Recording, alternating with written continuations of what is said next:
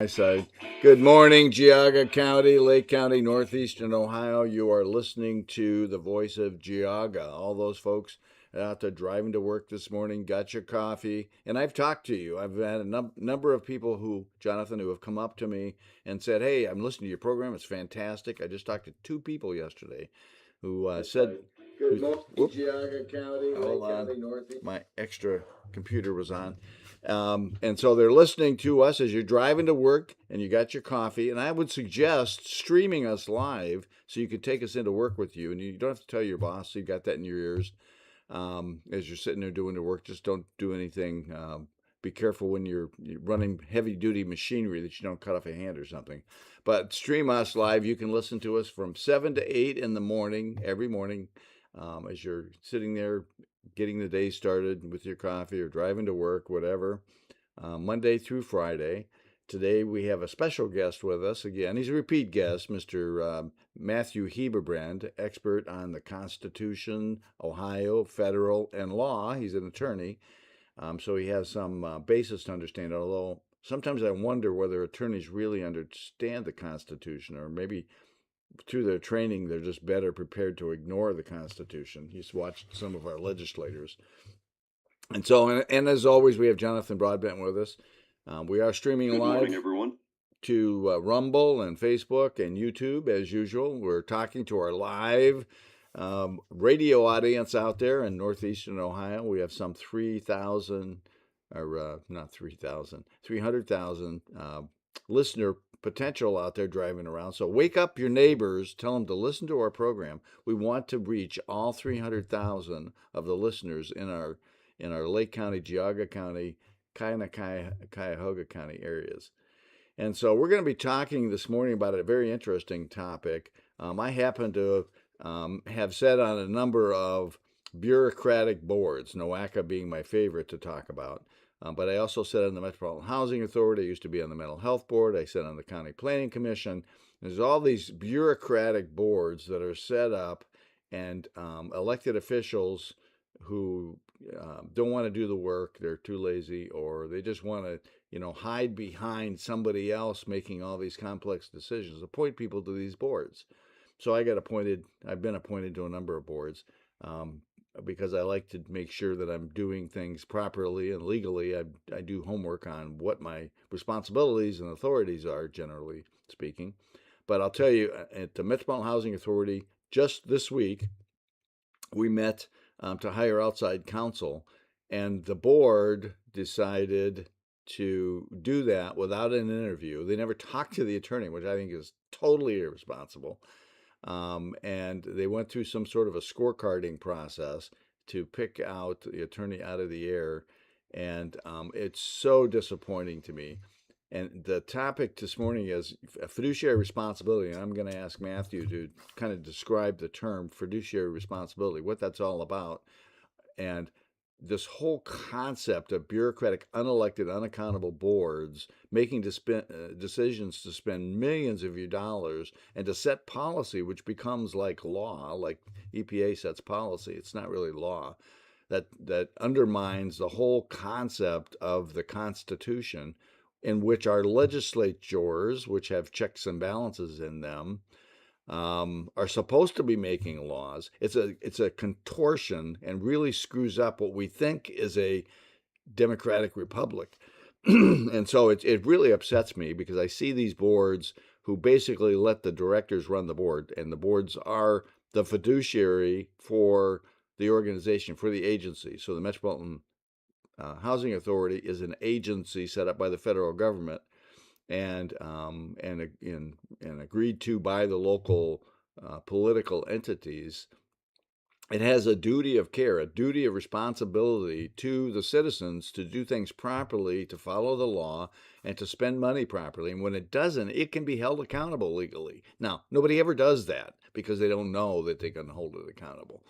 But hiring this attorney without an interview process, without a full board approval, and without actually seeing the contract prior to doing that is just so irresponsible. And it's an example of the goofiness that goes on in our government. And every citizen should be concerned about this because your money is being spent and frittered away. And now we're talking about property tax because, our property taxes are too high. Well, guess what? It's too high because we waste money.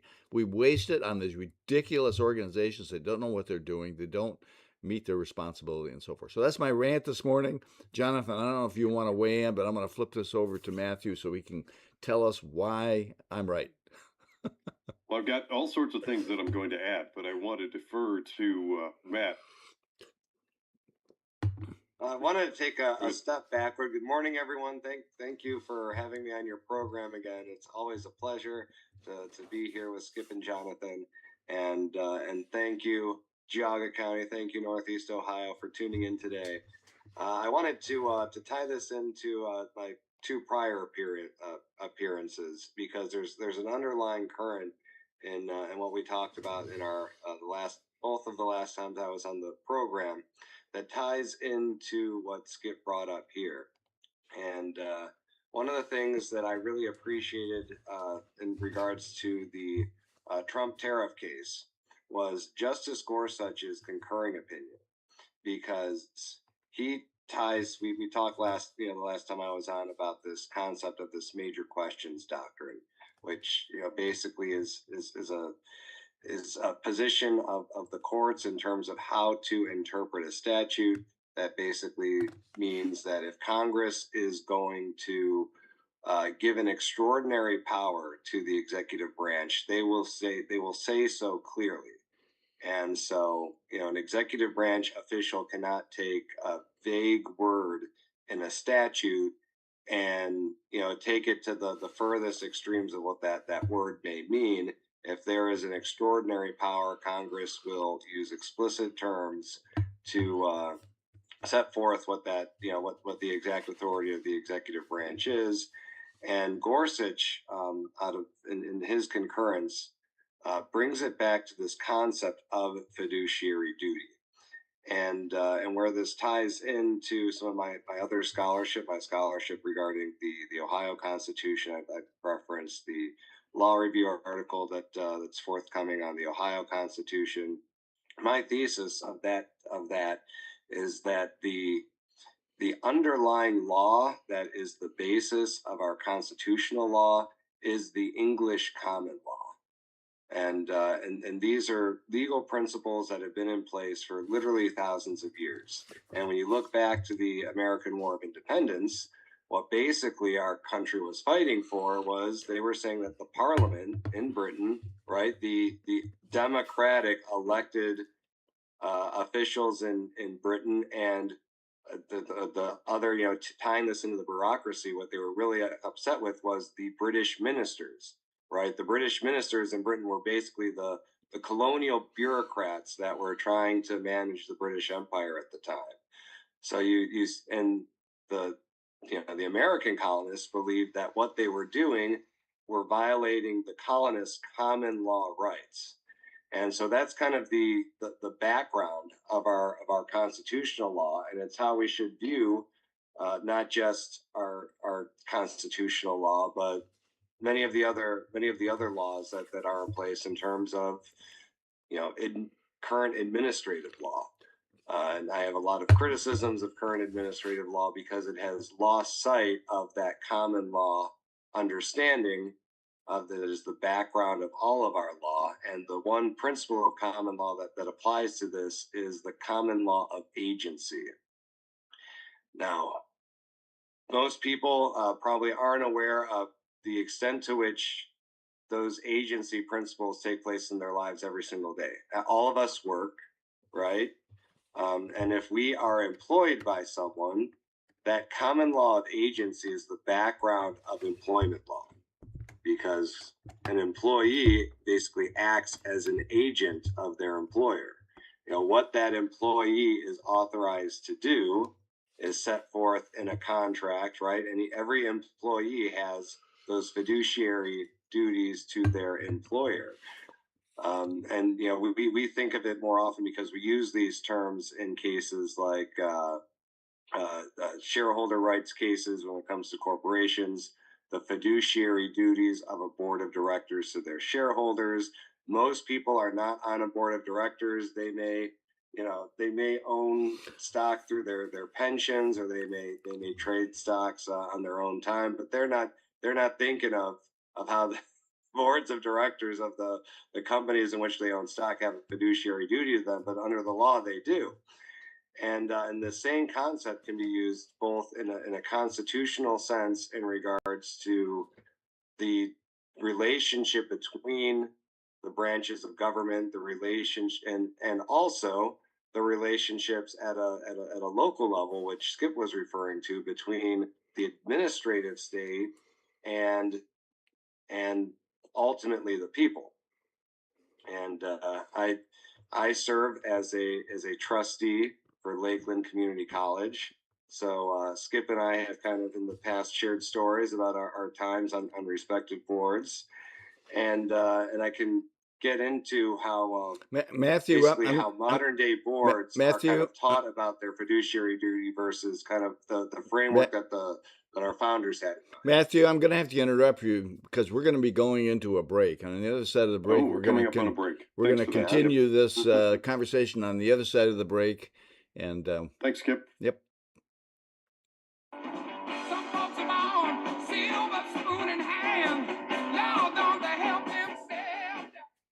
Yeah, I have the timer up now, so I was looking at that, and that's why I was kind of trying to segue towards that break in my remarks.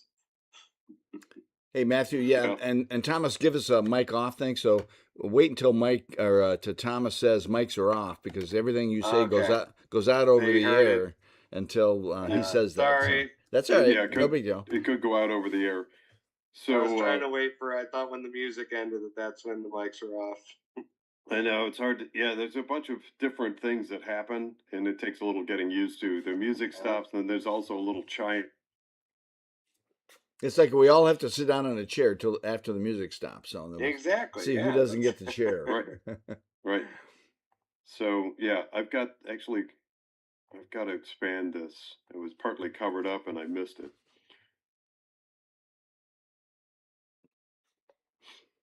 And I'm also preparing a bunch of things that I want to bring into the conversation. Get Matt's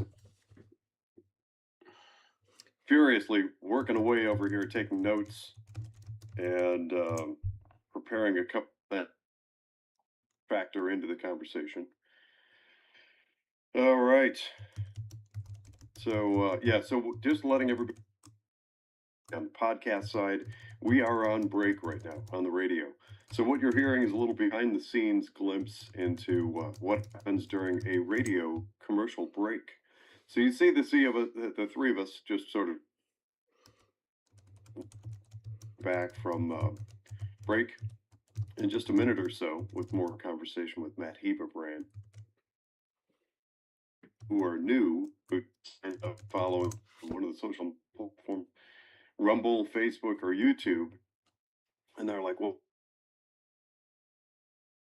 the supposed to be able to hear you between the I can hear you, Jonathan. Go ahead. Media. Yeah. So the people who I think Jonathan, you're breaking up a little bit, so I don't know if things on your side are. I've got a really good network today, so. Well, not sure what's causing that. So 30 seconds. If you were following us on the podcast, just know that on a break on the radio show right now. And that, again, if you want to listen at audio, WINTradio.com or Voice of Geauga. 10 seconds.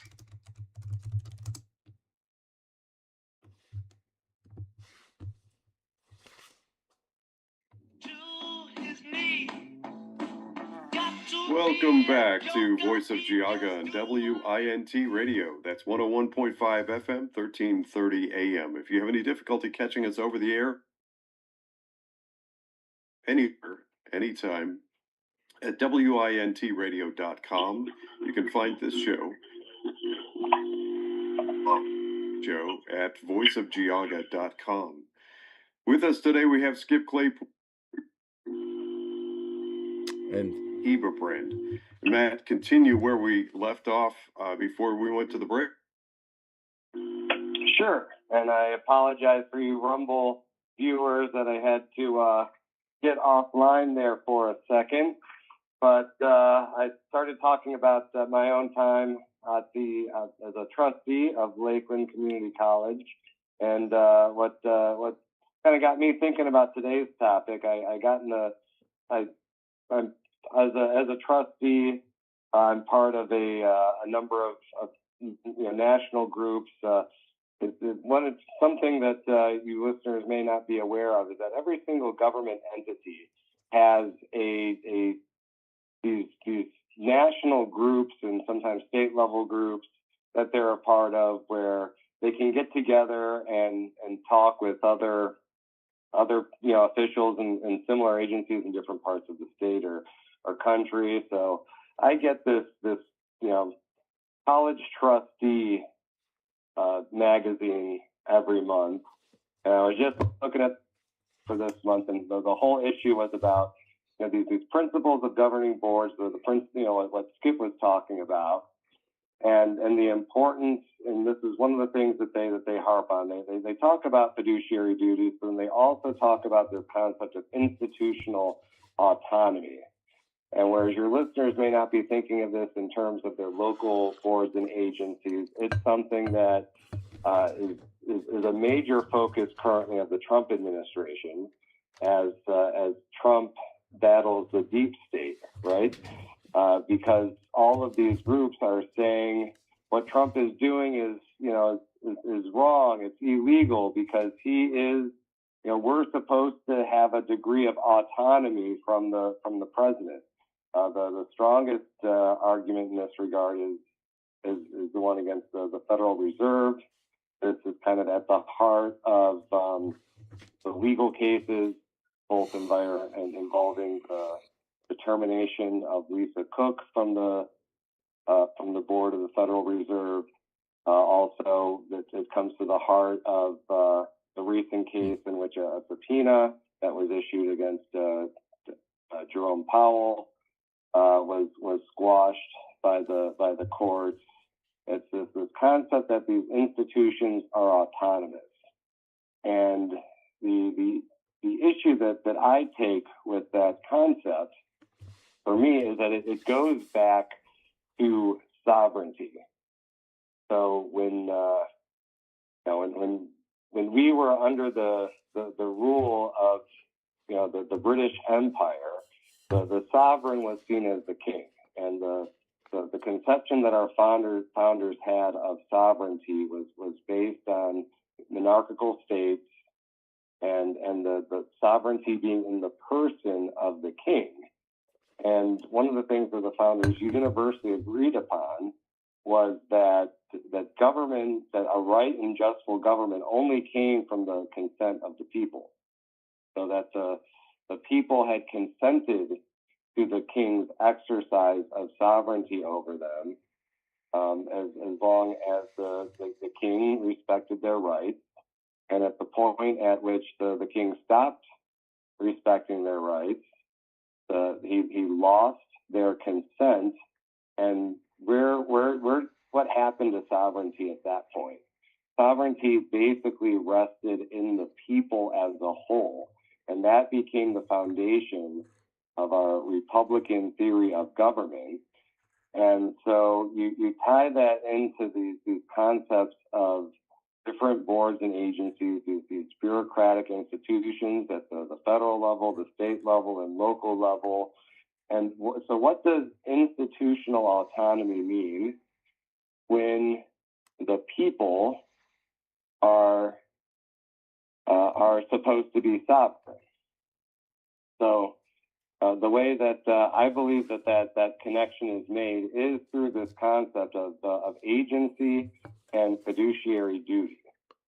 And each of these boards they don't come out of nowhere. It's not like people are born into a position of being a board member, right? each of these bureaucracies has different types of appointments, right? It can be, at the federal level, a presidential appointment.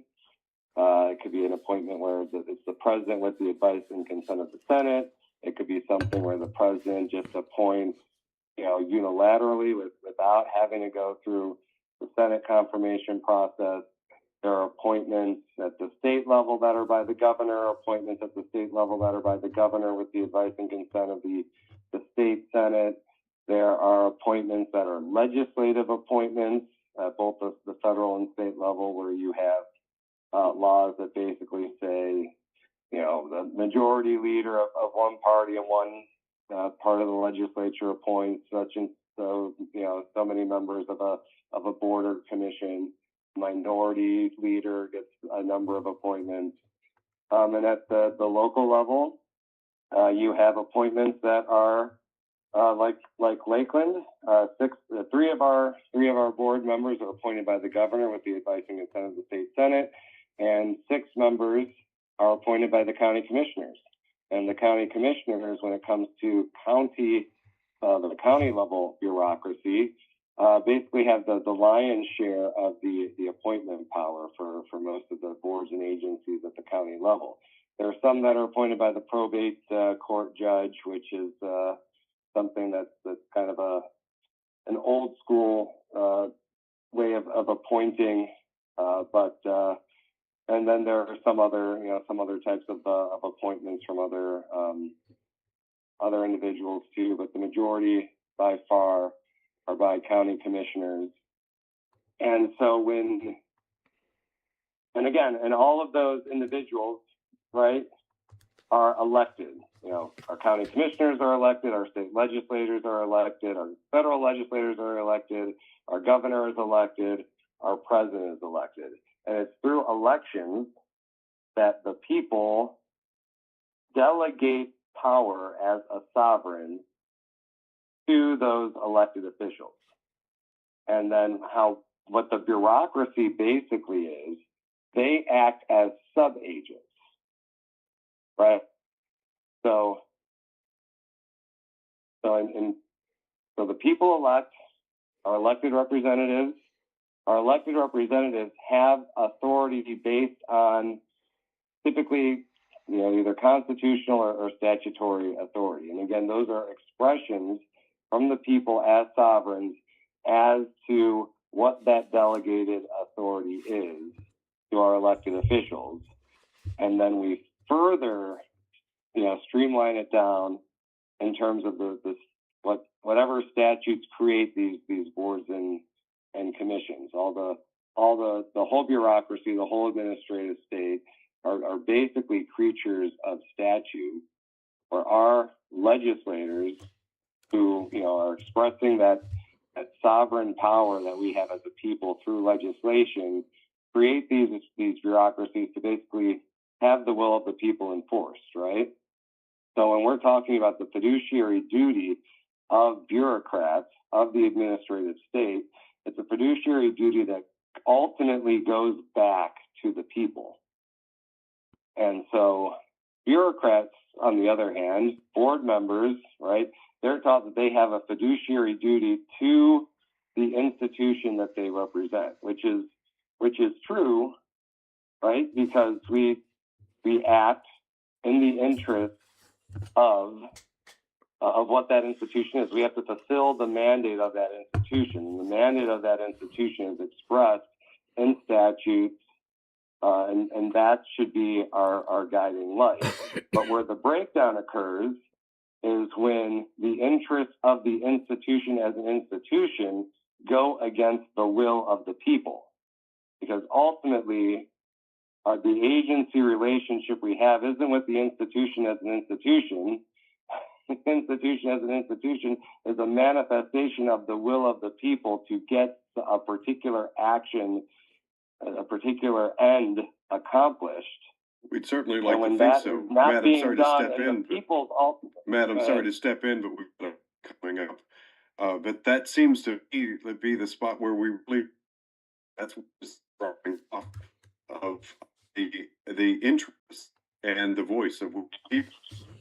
As soon as we turn to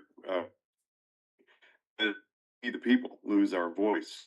We're coming up on a break here, Jonathan. Government. We're going to have to. Yeah, I'm saying we're coming up on a break. We're going to continue the conversation more on the other side of the break.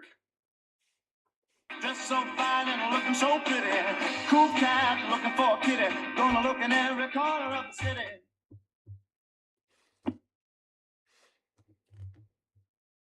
Mics are off. Is everything okay? You guys are a little bit choppy. Yeah, that's Jonathan, you're real broken up. I don't know if your network is bad or whatever. Yeah, I've been doing some speed tests. I'm at about 740 gigs. Yeah, I don't know why you're so broken up, but you're real choppy and broken up. And Matthew, you dropped off, so I don't know if your Zoom connection got disconnected or. Yeah, I'm just restarting my laptop now. Sorry, Rumble viewers. Well, everybody can hear you, so that's not a major issue. It's more of an issue that Jonathan is breaking up for some reason. We have a couple minutes here. I'm going to drop out and come back in again. Thomas, I'll be right back. Okay. Skip. I've got it. On the chat side. Thanks.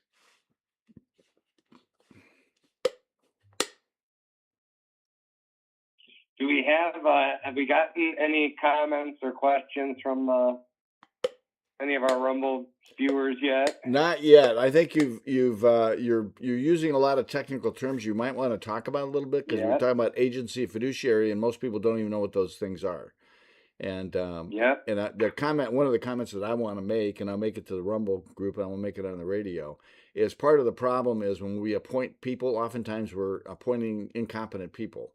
And so we get really rotten outcomes because the people, number one, don't know their job. Number two, they're incompetent. And so many of these boards, and NOACA being a great one to point out, make stupid decisions with a lot of money because they're incompetent people who are appointed to these boards, or in the case of NOACA, actually elected. But they oftentimes they appoint people who really have no clue. Is it incompetence, or is that part of the plan? Well, part of this is me speaking to see if my yeah, you're. Is this better? Talk a little bit more, Jonathan. Testing my internet connection. You sound better, but your image is breaking up. It hesitates real bad, so that's an indication that you still got an issue of some kind. Yeah, and Matt's still trying to get back in again. Something weird is happening here. We'll fight through this, but I think for the radio, important that if audio comes through for both me and Matt. Matt's audio has been pretty good. He just can't see him. So, and for the radio audience, it doesn't make any difference. From the Rumble audience, I don't care. You already know what Matthew looks like, so it's not as important. It's more important that you hear him. So, yeah, I may want to see his smiling face. So, yeah, if you're able to come back on and join us, Matt. Just trying to get rid of some of this background stuff on my laptop that I think is giving it issues with Zoom.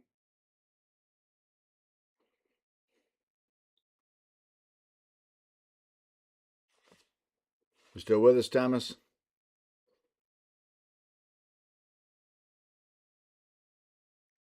I'm going to make sure the station is still with us. I still see the WINT. Yeah, I'm not seeing that, but 30 seconds. There we go.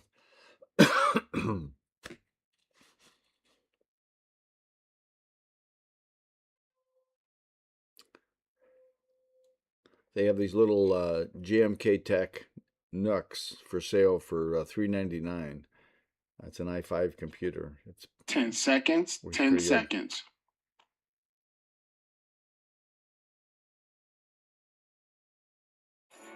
Think of what I'm saying. Welcome back to Voice of Geauga on WINT Radio. We've got Skip Claypool, and Matt. We went to the commercial break.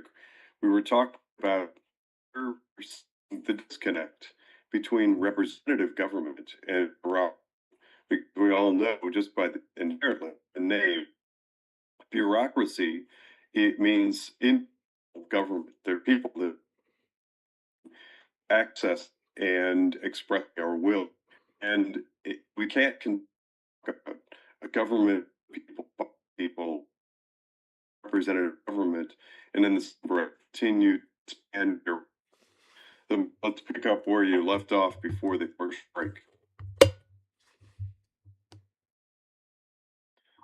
We still have Matt. All right. There he is. Thanks, Jonathan. So Skip made a comment during the break that I should step back a little bit more and explain what a fiduciary is. So a fiduciary is someone who has to act. It is basically acting as in doing actions for the benefit of someone else, right? And so again, the examples that I gave before are employees. I'm an attorney. When I am hired by someone, I then am acting in a fiduciary capacity towards my clients as an attorney. And so that means I have to do things in their best interest. If there are any conflicts of interest, right, I have to disclose them. I have to make the person aware of the real conflict or the potential conflict or an apparent conflict. And if it's a real conflict, I can't serve them. Now, a client of mine can waive a conflict or waive a potential conflict, but they have to do that,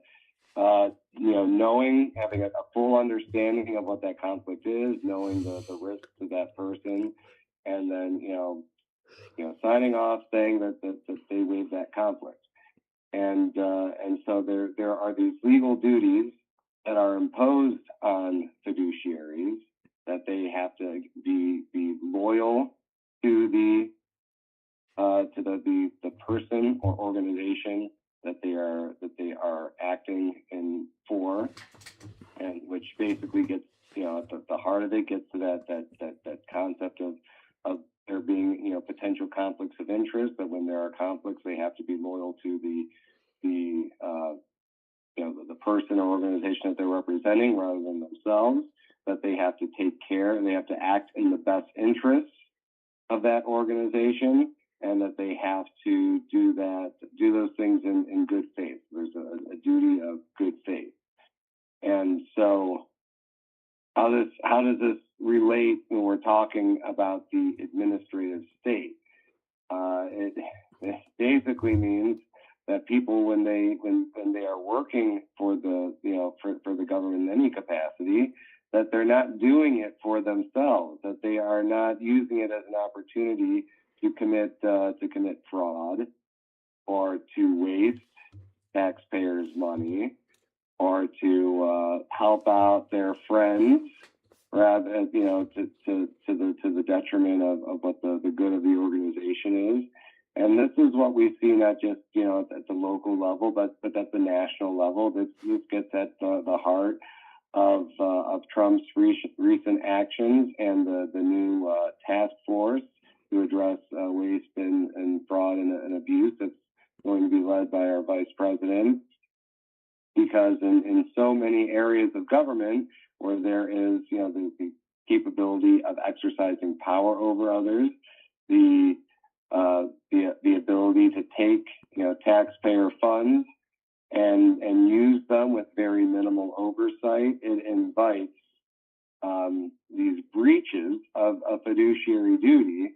And my argument is that when we talk about these fiduciary duties, we're not talking about them being towards the institutions themselves. So whenever people are hired and joined and appointed to many of these agencies and boards and commissions that are part of the administrative state, they are told that their duty is to the institution. My argument is their duty is towards the people. Because the people are the ultimate sovereign in our democratic republic. And let me jump in real quick because I want to comment, Matt. And Jonathan, you're still breaking up really badly, so I'm just getting some comments from Rumble. And so you're aware of that. People on the radio will have a hard time hearing you. But at a local level, you talk at a higher level. Bring this down to the street and the practical side of this, Matthew. Having sat on a number of boards, what I'm seeing is um, many of the elected officials who are choosing people to sit on these boards. Number one, there aren't people clamoring to sit on these boards, and so they have a hard time finding people that they can appoint.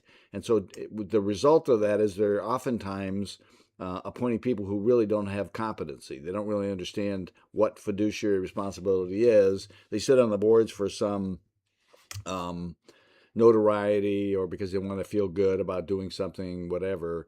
And so they have no background in finance. Most often, the organizations are handling a lot of money, but they have no concept of what a balance sheet is or what a budget is or how to handle money themselves. Their bank accounts are probably in bad shape, from what I can tell. I would guess based on what I'm seeing their decisions on these boards.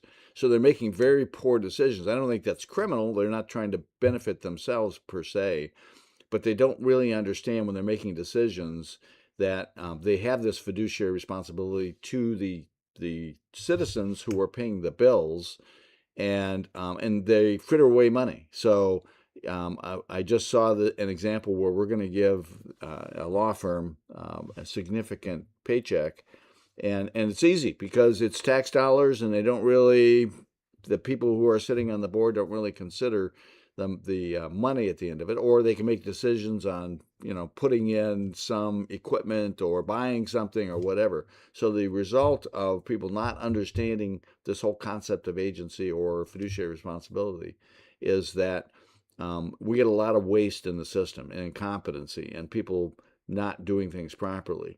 I'm not sure why NOACA has any authority whatsoever to make a decision to spend $166 million on interchanges in Brook Park to support a billionaire who's going to get wealthy on these stadiums. I have a whole problem with the stadium moving to begin with for a lot of reasons, because it's going to be harmful to downtown Cleveland and the businesses and so forth.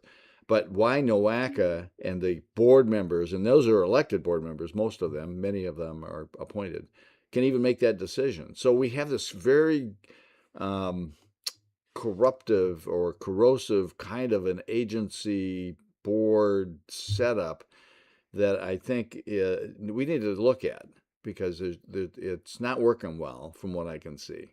And you have a comment on that? Yeah. I mean, I know, Matthew, you have experience with that too. Yeah, and so this was one of the complaints 100 years ago, over 100 years ago, really during the progressive era, even during, this was at the heart of President James Garfield's presidency with the spoils system. And he was, Menner's pride of being a Menner resident who was president of the United States, right? And he was assassinated over a crazy office seeker. And so the progressives thought this is the problem, is we get incompetent people who are appointed on places because of political reasons. So we need to insulate the administrative state. We basically need to have the experts, right, be the ones in charge of running these government agencies. And that's what's happened at the federal level. And guess what? The same things that you complain about here at the local level are taking place at the federal level as well, and that's what Trump is trying to rectify. And my humble solution is that we come back to this theory of agency and fiduciary duties to the people. And if the people start paying attention to this, if we're talking at the local level and we're talking about local boards, and that if we're going to function as a democratic republic, that means rule by the people. That means the people need to get involved. That the people can't say, oh, this is why we have these boards and agencies. They just do what they do, and I live my life, right? They need to attend some of these board meetings so that they can see how well the people on these boards actually know have any background and experience in what they're talking about. They need to show up to county commissioners meetings when the county commissioners have, appoint these people, so they can ask the commissioners themselves in an open session, why are you choosing this guy? What's his background? What's his resume? What kind of expertise is he going to bring to this board? Does he have the background, knowledge, and experience to serve on this board? And does he understand what the purpose of the board is? Is he going to act in the interest of what the statute sets forth this board is supposed to do, and in a way that is in the people's interest at this particular moment in time? And we got a Jonathan dropped off. I'm not sure exactly what happened there, but he made a comment. In other words, the board is the boss, and taking orders from their don't take orders from their employees. And oftentimes that's what happens. The director basically is directing the board versus the board directing the agency or through the director of the organization. And so that's why we get this very corrupt outcome. Or bad outcome. I call it corrupt. I'm not intending to say criminal, but we get a horrible outcome in results because we have these agencies that are very complex, these boards that are very complex, and with people who oftentimes don't know what they're doing. But we're coming up on a break. Well, we'll go into the break, and on the other side of this break, we'll talk more about these complicated organizations. And you're listening.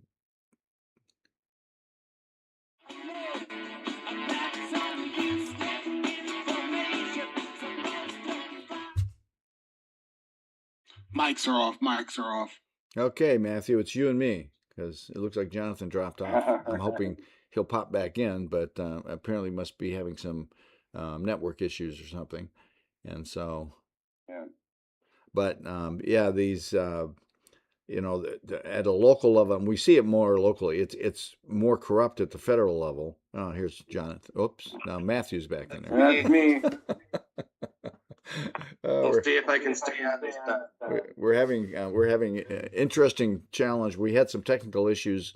I don't know if you've been following the program recently, where I had a computer crash, and it was not working well. So I went and got a new computer. Now I'm good, and we're having other problems. So that's funny.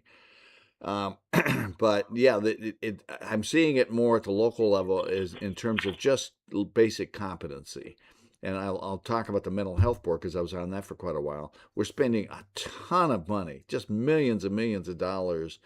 And the board continues to say, oh, we're not getting good outcomes. And so we need more money. Well, the more money we spend, the worse the outcomes get. And it's because the board really doesn't understand that they need to step back and take a look at what works and do things. And I'm not sure boards are the best way to approach solving those problems. I don't know what the answer is for that exactly. Maybe, hiring companies and not having all these 30 seconds public boards. So, that's, I'm not sure exactly what the answer is, but it's musical mics. There you go. 1 John 6:54. But we deal with it. It's one of those little complications of life. We can't get too excited. For everybody who's listening on Rumble, 10 seconds. I'm going to be watch for an email. I'm going to be reaching out to you.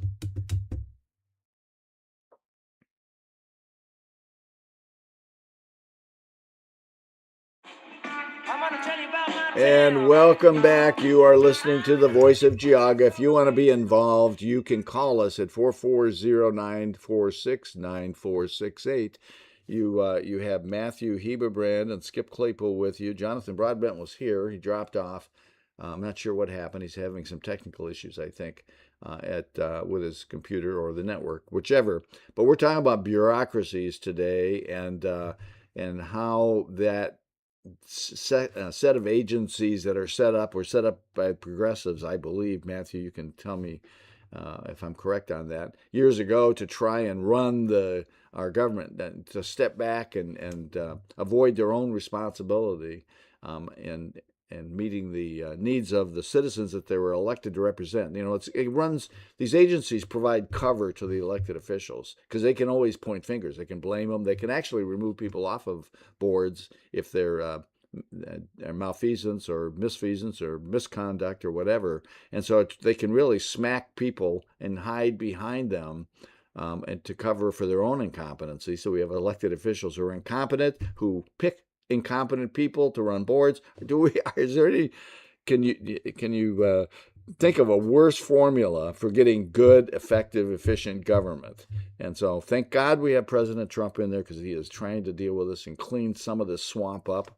And it is really hard because the swamp animals kick back.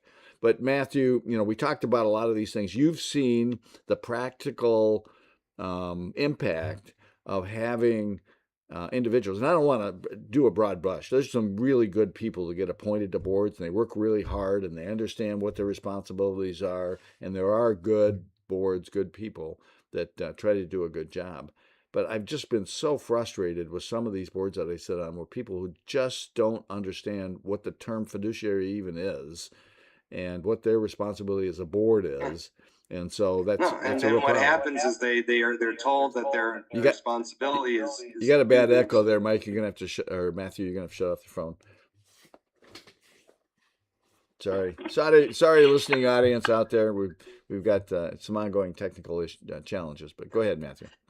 Yeah. So what they they think that their interests are to the institution itself, and when they don't have the proper background return, or even if they do, they're not working with the agency or the institution day in and day out, like the executive, the director, the administration, whatever the executive of that agency is. And so what ends up happening is they defer to that executive, and what happens in many cases is that the board that is supposed to be overseeing the agency ends up being a rubber stamp for whatever the director or executor of the agency wants to do, because that person is the expert. That person knows the day-to-day operations of that agency, and that's what they're going to go with. And then they end up breaching the actual fiduciary duty they have, because they're not paying close enough attention to how money is spent, whether or not the executor is actually fulfilling the goals and the purposes of the agency. And then it becomes very intimidating for these board members to actually scrutinize the director or executive of that agency, because it's almost like the relationship becomes inversed, right? That the executive is used to bossing that person's employees, right? And very often they can end up bossing board members around too. Well, and I see it even within the elected ranks. We have an organization in Geauga County called the ADP, Automatic Data Processing, Automatic Data Processing Panel or Board, whatever. And they were set up years ago when computers were brand new, to run the overall computer systems for the county. And at one time it was just the auditor's office, because that's the only thing computers were set up to do, is handle accounting. Since it's become much broader, but the law never changed. The CIO, so to speak, or the chairman of the board, this ADP board, is the auditor.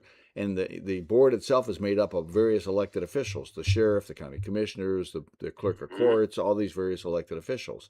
Those elected officials have no expertise in computer systems, and yet they make up a board that make decisions on how things are going to be handled computer system wise. So what the result of that is, the auditor, who is not an expert in computer systems either, brings in his quote unquote expert. In our case, we have an attorney who was hired to be the head of our IT department. It makes no sense whatsoever. And then all of the board members listen to that individual who purports to be the expert. And so they make decisions in a world of ignorance. And so the decisions oftentimes are not good decisions, and results in some issues within the county. So you see this dysfunction within this whole board arrangement. And it's frustrating to many people who watch it or have been part of it. And, it even gets worse when you're talking about when you have true agents, not the elected officials. the elected officials should be, and we have good elected officials. I'm not trying to slur the elected officials. Their jobs are not IT, so why would they? Why would we expect them to know what's going on with computer stuff? But when you have these agencies or these boards that are created with people that they just pick off the street and say, hey, you're going to be on the park board. And now you're going to be expected to understand what a budget is, what the millions of dollars are that you're managing, where it should go, and all that kind of stuff. So they sit there kind of in a fog, letting the director tell them, well, we need to do this. We need to buy this property. We need to plant all these trees. We need to do this. We need to do that. Okay, because they don't really know. And they don't want to take the time to know. And so, that's what you get oftentimes. And so it is, and then the boards they work hard. They try to do the best that they can, but it is not a good system. It doesn't provide the best outcomes. At least that's my opinion. I've watched it. I've been part of it. So what is your take on that, Matthew? I think you have some fair points, and what I would want to emphasize is that most of the people on these boards are, they are good people. A lot of them are working in the best interests of the institutions that they're appointed to serve, and that the problem comes down to again understanding who they serve, though, that they serve the people and not the directors or the administration of the institutions that they serve. That and once they make those objectives clear to those directors, and that again, and I think probably one of the things that needs to happen before board members are appointed is that they need to have be able to understand and articulate what the statute that creates their particular board says that they're supposed to be doing. And all these statutes, even the statute creating the automatic data processing centers, it says exactly what an automatic data processing center is supposed to do on the board. There's a statute that creates community colleges. It says exactly what the purpose of those community colleges and the powers those community colleges have. Once board members have a better understanding of what that delegated authority that they have, they've been empowered to give to their directors, they then pass it on to their directors, but then hold them accountable. That those board meetings, instead of being, the director telling the board what to do, it should be the board member saying, since the last time we met together, how have you fulfilled the objectives of this institution? Well, that's right. The board's actual, in the case of the Metropolitan Housing Authority, Ohio Revised Code 35 or 3735 determines what the requirement is for the board, and we're coming up on the end of the program. And it does set forth what you just talked about. The board sets the policies, practices, direction, and so forth, and then the director executes that. We're coming up on the end of the program. These programs go so quickly. Tomorrow morning, we're going to have Abby King, juvenile candidate for juvenile court, probate court in Geauga County, and she's going to talk about her experience in that position. Matthew, we thank you for being on the program today. I think we had a good program, even with all of the technical complications that we had. Rumble listeners and Facebook and YouTube listeners, we appreciate you being part of the program and weighing in. I didn't see a lot of questions today, or we would have passed those on to Matthew. Matthew, we're going to invite you to come back. And thank you for being a part of this program. And thanks to WINT for providing the broadcast setup. We'll see you tomorrow morning.